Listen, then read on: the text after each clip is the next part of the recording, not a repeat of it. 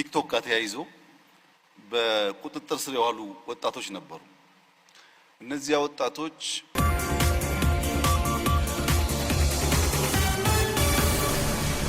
ሰላም ጤና ይስጥልን። የተወደዳችሁና የተከበራችሁ የጎህ ቴሌቪዥን አድማጭ ተመልካቾቻችን እንደምናላችሁ። የዕለተ ሰኞ ታህሳስ 13 ቀን 2018 ዓ.ም ሰበር መረጃዎችን ይዘን ቀርበናል። መረጃዎቻችን ቶሎ ቶሎ እንዲደርሷችሁ ዩቲዩብ ቻናላችንን ሰብስክራይብ፣ ላይክ፣ ሼር እያደረጋችሁ እስከ ፍጻሜያችን አብራችሁን ቆዩ። በቅድሚያ በቲክቶክ የፈጠራ ስራዎችና በባህል ጥበቃ ዙሪያ ጠቅላይ ሚኒስትር ዶክተር አብይ አህመድ ማብራሪያ ሰጡ። ጠቅላይ ሚኒስትር ዶክተር አብይ አህመድ በቲክቶክ ማህበራዊ ሚዲያ አጠቃቀም ዙሪያ በሰጡት አዲስ ማብራሪያ ወጣቶች ቴክኖሎጂን ለፈጠራ ስራዎችና ለኢኮኖሚ ተጠቃሚነት እንዲያውሉት መንግስት ድጋፍ እንደሚያደርግ አስታወቁ። ይሁን እንጂ ይህ ነጻነት የሀገሪቱን ባህል ወግና እሴቶችን በጣሰ መልኩ መሆን እንደሌለበት በጥብቅ አሳስበዋል። ጠቅላይ ሚኒስትሩ በንግግራቸውም ወጣቶች ከውጭው ዓለም የሚመጡ ተጽዕኖችን ሲቀበሉ ጠቃሚውን ብቻ በመለየት መሆን እንዳለበት ጠቁመው ከኢትዮጵያ ስርዓት ውጭ የሚንቀሳቀሱ አካላት ላይ መመከርና መግጸጽ አስፈላጊ መሆኑን ገልጸዋል። ቀጣዩ ትውልድ ሊታሰብበት ይገባል፣ መልካሙንም ብቻ ማሳየት የሁላችንም ኃላፊነት ነው ሲሉ ተናግረዋል። በተያያዘ ዜና የፋይዳል ዲጂታል መታወቂያ አገልግሎትን ለመግዛት በርካታ ሀገራት ጥያቄ ማቅረባቸውን ጠቅላይ ሚኒስትር ዶክተር አብይ አህመድ ተናግረዋል። ጠቅላይ ሚኒስትሩ አገልግሎቱን ለተለያዩ ሀገራት በክፍያ ለማቅረብ ድርድሮች በመደረግ ላይ መሆናቸውን ዲጂታል ኢትዮጵያ 2030 ስትራቴጂ ይፋ ባደረጉበት መድረክ ላይ አስታውቀዋል። ዛምቢያን ጨምሮ በፍርድ ቤቶች፣ በኢትዮ ቴሌኮምና በሞሰብ የአንድ ማዕከል አገልግሎት እየተሰጡ ያሉ አገልግሎቶችን እየጎበኙ በርካታ ሀገራት የግዢ ጥያቄ ማቅረባቸውን ነው ጠቅላይ ሚኒስትሩ የተናገሩት። ብዙዎቹ የአፍሪካ ሀገራት ከሌሎች የውጭ ሀገራት የሚገዟቸው አገልግሎት እየተዘጉባቸው መሆኑን ተከትሎ የአፍሪካን እንጠቀም የሚል ሀሳብ እየፈጠረ መምጣቱን ገልጸዋል። የፋይዳል ዲጂታል መታወቂያ አገልግሎት እስካሁን ከ30 ሚሊዮን በላይ ህዝብ መመዝገቡንና እስከ ሰኔ ወር ድረስ 90 ሚሊዮን ለማድረስ እየተሰራ መሆኑን በመድረኩ ላይ ተገልጿል ሲል ስፑትኒክ አፍሪካ ጋዜጠኛ ዘግቧል። ህወሓት ከተፈናቃዮች ሳይቀር በማስገደድ ወርሃዊ የፓርቲ መዋጮ እየተጠየቀ ነው ሲል ሳልሳይ ወያነ ትግራይ ተናገረ። ሳልሳይ ወያነ ትግራይ ፓርቲ በትግራይ በጠመንጃ የሚመራ የፖለቲካ ኃይል ስልጣን ላይ ተቀምጧል ሲል ክስ አሰምቷል። ህወሓት ከተፈናቃዮች ሳይቀር በማስገደድ ወርሃዊ የፓርቲ መዋጮ እየጠየቀ ነው ያለው ፓርቲው በእንዳስላሴ ሽረ የተፈናቃዮች የማቆያ ማዕከል የሆነውን በማስረጃ አቅርቧል። በማቆያ ማዕከሉ የነበሩት የስድስት ልጆች አባት ተፈናቃይ በህወሓት የፓርቲ ወርሃዊ ክፍያ እንዲከፍሉ ይጠየቃሉ ይላል ፓርቲው። አባትየው እኔ ፓርቲ አባል አይደለሁም፣ ቢሆንም በዚህ ወቅት የመክፈል አቅም የለኝም በማለት እንደመለሱ ገልጿል። የፓርቲው አባል አይደለሁም፣ ወርሃዊ መዋጮ አልከፍልም ያሉት አባት በህወሓት አባላት በፕላስቲክ የተሰራ ቤታቸው ፈርሶ ከመጠለያ ማዕከሉ እንዲባረሩ መደረጋቸውን ፓርቲው አስታውቋል። ፓርቲው በትግራይ ህዝብ ጫንቃ በጠመንጃ የሚያዝ የፖለቲካ ኃይል ተጭኗል ቢልም ተፈናቃዮች ወደ ቀያቸው ሳይመለሱ የክልሉ ግዛታዊ አንድነት ሳይረጋገጥ ምርጫ መካሄድ የለበትም ሲል አሳስቧል። የአዲስ አበባ ገቢዎች ቢሮ የግብር ከፋዮችን የባንክ አካውንት የመዝጋት ስልጣንን ገደበ። የአዲስ አበባ ገቢዎች ቢሮ የቅርንጫፍ ጽሕፈት ቤቶችን ያለምንም የላቀ አመራር ፍቃድ የግብር ከፋዮችን የባንክ ሂሳብ እንዳይዘጉ የሚከለክል አዲስ መመሪያ ማውጣቱን አስታውቋል። ይህን እርምጃ በዘፈቀደ የሚወስዱ እርምጃዎችን ለመቀነስና የንግዱ ማህበረሰብ እንቅስቃሴ ለመጠበቅ የታለመ ነው። የቢሮው ኃላፊ አቶ ቢኒያም ምክሩ ከከፍተኛ ግብር ከፋዮች ጋር ባደረጉት የምክክር መድረክ ላይ እንደገለጹት ከዚህ ቀደም በኦዲተሮች የግል ውሳኔ ወይም በጥቃቅን የሂሳብ ስህተቶች ምክንያት አካውንታቸው መታገዳቸውን በንግዱ ማህበረሰብ ላይ ከፍተኛ የኢኮኖሚ ጉዳት ሲያደርስ ቆይቷል።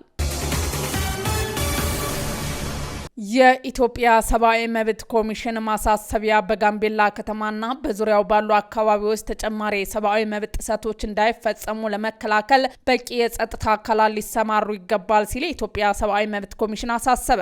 ኢሰመኮ ባወጣው ጋዜጣዊ መግለጫ ከህዳር 28 ቀን ጀምሮ በጋምቤላ ክልል ኢታንግ ልዩ ወረዳ፣ በጋምቤላ ወረዳ፣ በጋምቤላ ከተማና በዙሪያው ባሉ አካባቢዎች የተፈጠሩ የሰብአዊ መብቶች ጥሰቶችና ስጋቶችን እየተከታተለ መሆኑን አስታውቋል። ብለዋል። በጋምቤላ ከተማ አስተዳደር የጋምቤላ ከተማ ፖሊስ ጽሕፈት ቤት አዛዥ የነበሩት ዋና ኢንስፔክተር ኡሙድ ኡጁሉ መገደልን ተከትሎ በከተማውና በአካባቢው ባሉት ወረዳዎችና ቀበሌዎች ግጭት መፈጠሩን የገለጸው ኢሰመኮ በተለያዩ አካባቢዎች የተኩስ ልውውጥ እንደነበር ገልጿል። ከዚህ በተጨማሪም ኢሰመኮ በአሃዝ ሳይጠቀስ የሰዎች ሕይወት መጥፋቱንና የአካል ጉዳት መድረሱን አስታውቋል። የሰዎችና የመጓጓዣ አማራጮችን እንቅስቃሴ የሚገድብ የስርዓት እላፊ በክልሉ መንግስት መጣሉን የገለጸው ኢሰመኮ ባንኮችን፣ የመንግስት መስሪያ ቤቶችን ጨምሮ በርካታ አገልግሎት ሰጪ ተቋማት አገልግሎት ማቋረጣቸውን ይፋ አድርጓል። የፌዴራልና የክልሉ መንግስት ተገቢ እርምጃዎችን ሊወስድ ይገባል ያለው ኢሰመኮ በግጭቶችና ጥቃቶች ላይ ተሳታፊ የሆኑ ቡድኖችና ግለሰቦች ላይ ተገቢ ወንጀል ምርመራና ተጠያቂነትን የማረጋገጥ ጥረቶች የበለጠ ተጠናክሮ እንዲቀጥል ሲልም አሳስቧል። ግብጽ ከኢትዮጵያ ጋር ምንም ችግር የለባትም፣ የምትፈልገው በህዳሴ ግድብና ህጋዊ አስገዳጅ ስምምነት ብቻ ነው ሲሉ አብዱል ፋታህ አልሲሲ ተናገሩ። የግብጽ ፕሬዝዳንት ይህንን የተናገሩት በሁለተኛው የሩሲያ አፍሪካ አጋርነት ፎረም የሚኒስትሮች ጉባኤ ከተሳተፉ የአፍሪካ ልዑካን ጋር ባደረጉት ውይይት ነው። ከኢትዮጵያ ጋር ልዩነቶች ቢኖሩም ግብጽ በጭራሽ ዛቻ ሰንዝራ አታውቅም ያሉት ፕሬዝዳንቱ አለመግባባቶች በውይይትና በፖለቲካ መፍትሄዎች መፈታት አለባቸው ብለዋል ሲል የሀገሪቱ ሚዲያ ዘግቧል።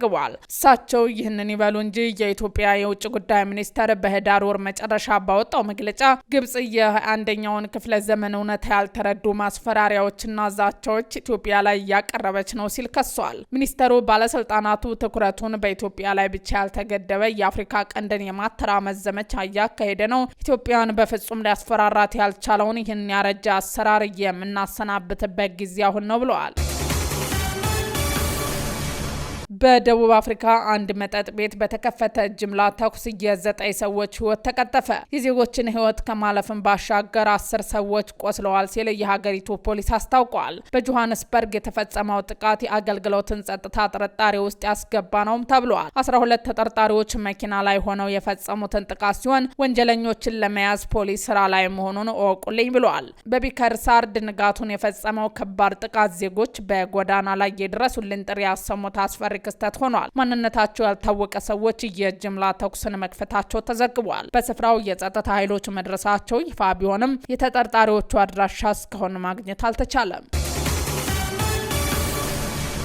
በደቡብ አፍሪካ አንድ መጠጥ ቤት በተከፈተ ጅምላ ተኩስ የ9 ሰዎች ህይወት ተቀጠፈ። የዜጎችን ህይወት ከማለፍን ባሻገር 10 ሰዎች ቆስለዋል ሲል የሀገሪቱ ፖሊስ አስታውቋል። በጆሃንስበርግ የተፈጸመው ጥቃት የአገልግሎትን ጸጥታ ጥርጣሬ ውስጥ ያስገባ ነውም ተብሏል። 12 ተጠርጣሪዎች መኪና ላይ ሆነው የፈጸሙትን ጥቃት ሲሆን ወንጀለኞችን ለመያዝ ፖሊስ ስራ ላይ መሆኑን እወቁልኝ ብሏል። በቢከርሳርድ ንጋቱን የፈጸመው ከባድ ጥቃት ዜጎች በጎዳና ላይ የድረሱልን ጥሪ ያሰሙት አስፈሪ ክስተት ሆኗል። ማንነታቸው ያልታወቀ ሰዎች የጅምላ ተኩስን መክፈታቸው ተዘግቧል። በስፍራው የጸጥታ ኃይሎች መድረሳቸው ይፋ ቢሆንም የተጠርጣሪዎቹ አድራሻ እስካሁን ማግኘት አልተቻለም። ውድ አድማጭ ተመልካቾቻችን የዛሬ ዜናዎቻችን እነዚህን ይመስሉ ነበር። አብራችሁን ስለነበራችሁ ከልብ እናመሰግናለን። መልካም ቀን።